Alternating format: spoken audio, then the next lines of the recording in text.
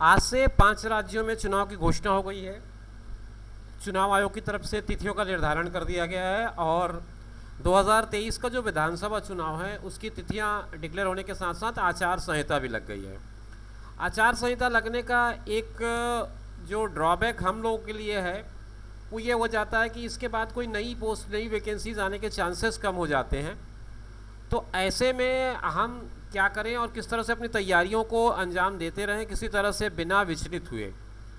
तो उसके लिए आज हमने एक आपके लिए वीडियो तैयार किया जो चुनाव से ही संबंधित अब चुनाव से ही संबंधित है। इसका कहने का मतलब अभी जो आने वाला चुनाव है इसके साथ साथ जो निर्वाचन से संबंधित कुछ तथ्य हैं जो आपकी परीक्षाओं के लिए महत्वपूर्ण हो सकते हैं, आपकी तैयारियों में काम आ सकते हैं। ऐसे कुछ तथ्यों का संकलन लेकर के मैं आया हूँ और ये आने वाले दूसरे वीडियो मतलब कल का जो वीडियो होगा कोशिश करूँगा कि इसमें कुछ और तथ्य जो रह जाएंगे आज उनको मैं अगली वीडियो में आपके साथ बात करके शेयर करने का प्रयास करूँगा। और जैसा कि आप जानते ही हैं कि मेरे किसी भी वीडियो में कोई भी बात जो मैं कहता हूँ पूरे तथ्य के साथ और पूरी जानकारी के बाद ही कहता हूँ। तो जो तथ्य मैं आपके सामने रख रहा हूँ स्क्रीन पर आप देख रहे होंगे वो सारे तथ्य निर्वाचन आयोग की वेबसाइट से लिए गए हैं। निर्वाचन आयोग ने जो जानकारी उपलब्ध कराई है उसी के आधार पर है, इसलिए आंकड़ों के मामले में आप निश्चिंत रहें। तो इसमें कुछ महत्वपूर्ण आंकड़े हैं जो आपको जानने चाहिए, आपके परीक्षाओं के लिए महत्वपूर्ण हो सकते हैं।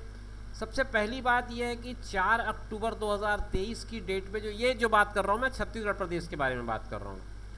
4 अक्टूबर 2023 को जो निर्वाचक नामावली प्रकाशित की गई है, जो अंतिम प्रकाशन हुआ है, उसमें इस चुनाव में 2,03,60,240 मतदाता होंगे। आपने डाटा नोट कर लिया अगर तो मैं फिर से आपको बता दूं 2,03,60,240 ये संख्या होगी कुल मतदाताओं की जो इस चुनाव में वोट डालेंगे। अब इनमें से अगर मेल और फीमेल का क्राइटेरिया अलग अलग करूं तो 1,01,20,830 ये मेल है और वही 1,02,39,410 ये फीमेल है। तो आप संख्याओं को अगर देखेंगे तो अनुपात एक नज़र में अगर करोड़ के आंकड़े में देखूं तो दोनों 1-1 करोड़ हैं, लेकिन लाख का आंकड़ा यहाँ 1 लाख का, यहाँ 2 लाख का है। तो महिलाओं की संख्या ज़्यादा है। तो अनुपात में जो प्रश्न बनते हैं कि किनका अनुपात ज़्यादा है तो आप आसानी से इस क्वेश्चन को एक आइडेंटिफाई कर सकते हैं कि यहाँ 1 करोड़ 1 लाख है, यहाँ 1 करोड़ 2 लाख है। तो महिलाओं की जो संख्या है वो ऊपर है, पुरुषों की संख्या नीचे है। संख्याएं न भी नोट करें तो आप अनुपात को जरूर ध्यान दें, अनुपात आपके लिए काम का विषय हो सकता है। प्रदेश में सेवा मतदाताओं की संख्या 19,839 है। इस प्रकार सेवा निर्वाचकों को मिलाकर प्रदेश में कुल मतदाताओं की संख्या 2,03,80,079 है। अब ये सेवा मतदाता क्या है? सेवा मतदाता इन सर्विस है। इन सर्विस मतलब हुआ ये कि जो लोग अभी इस काम को पूरा करने के लिए चुनाव आयोग के निर्देश पर काम करेंगे, आपके पूरे मतदान दल के रूप में, मतदान दल कहने का मतलब मेरा पूरी प्रक्रिया से है, चाहे वो आपके लिए वोटिंग ऑफिसर हो, चाहे पोलिंग ऑफिसर हो, चाहे प्रिसाइडिंग ऑफिसर हो, किसी भी तरह का पोस्ट में हो, वो अगर चुनाव कार्य में लगा है तो वो सेवा मतदाता की श्रेणी में गिना जाएगा। तो ऐसे लोगों की संख्या 19,839 है और इनको अगर हम जोड़ देते हैं तो कुल मतदाता 2,03,00,000 हो जाते हैं, 80,079। मोटा मोटा अगर देखें तो 2,04,00,000 के आसपास मतदाता हो जा रहे हैं। Electro population ratio, इलेक्टर population ratio जो है 67.20% है और जेंडर रेशियो 1012 है। ये वही जो मैंने आपसे बात किया कि 1000 पे 1012 मतलब 1000 अगर पुरुष हैं तो 1012 महिला हैं। ये रेशियो है आपका जेंडर रेशियो। इन चीज़ों को नोट करते चलिए क्योंकि ये आपके परीक्षा के लिए महत्वपूर्ण हो सकते हैं।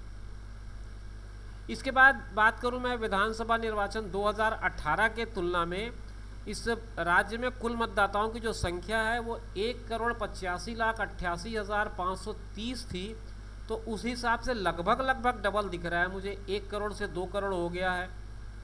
लाख में कुछ अंतर है तो एकदम डबल तो नहीं कह सकते, लगभग इसका कहना है कि 9.5% की वृद्धि हुई है मतदाताओं में। तो तो क्षमा करें, मेरा अनुमान थोड़ा शायद गलत निकल गया। 9.5% की वृद्धि हुई है 2018 से लेकर के 2023 के आंकड़ों में।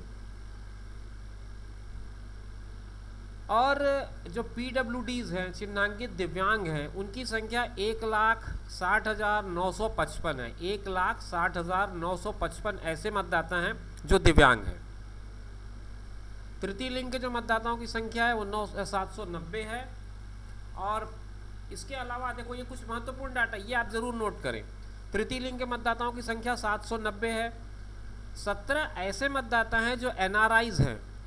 ये लोग ऐसे हैं जो बाहर रहते हैं, भारत से बाहर, मगर वो यहाँ पंजीकृत वोटर हैं।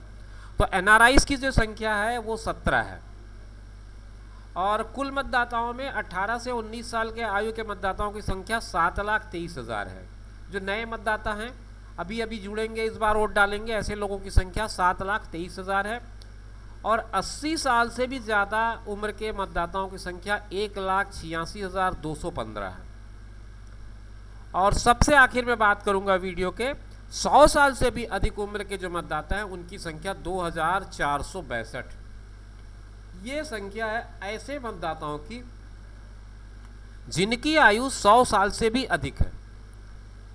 ये सारे डाटा मैंने आपको फिर से बता दूं, मतदाता के आंकड़े हों, चाहे मतदान के आंकड़े हों, चाहे सेवा प्रदाता के आंकड़े हों, सारे आंकड़े निर्वाचन विभाग की तरफ से जारी प्रेस विज्ञप्ति के आधार पर है।